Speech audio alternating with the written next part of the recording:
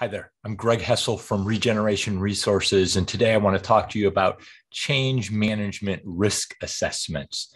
And just to be clear, when I'm talking about change management, I'm talking about the people side of change. Change management really involves three aspects. It involves changing the product or the content, the thing. You're getting a new IT system or platform. Secondly, it's the process. It's how do you get from here to there? That has to do with project management. But managing the people side of change is the one thing that most organizations neglect most of the time. And research has shown that the number one obstacle to success for major change projects is employee resistance, ineffective management of the people side of change. So that's what I want to pay attention to.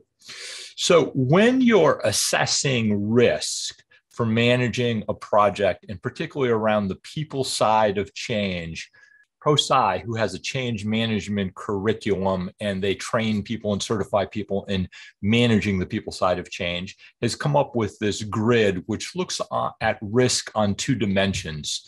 So on the horizontal, a part of risk for any change project is the scope of the project. And if it doesn't impact many people or departments, it doesn't change a lot of systems or processes, it's low stakes, and you have a long time to do it, it's a lower risk kind of project.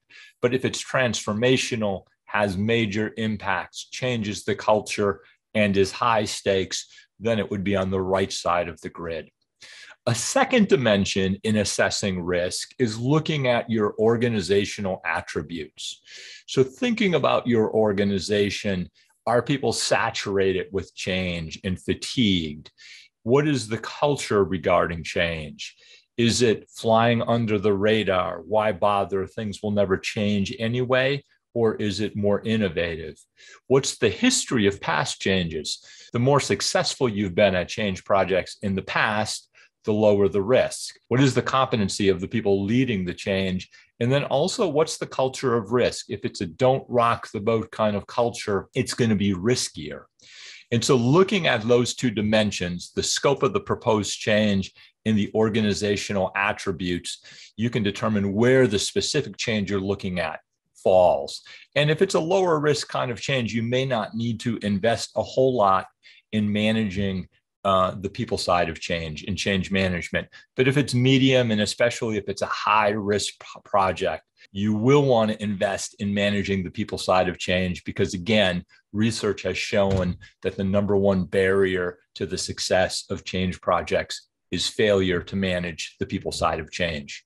I hope this risk management grid is useful. Good luck with your change initiatives, and I'll have another tip for you real soon. Thanks.